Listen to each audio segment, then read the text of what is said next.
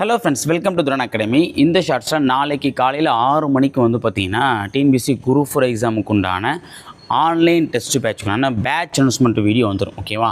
So பேட்சில் join பண்ண wait பண்ணிகிட்டு இருக்கவங்க நாளைக்கு காலையில் 6 மணிக்கு ஷார்ப்பாக அந்த வீடியோ வந்துடும். அந்த வீடியோ முழுசாக பார்த்துட்டு ஓகேவா, சொல்லக்கூடிய பிடிஎஃப் தான் அது.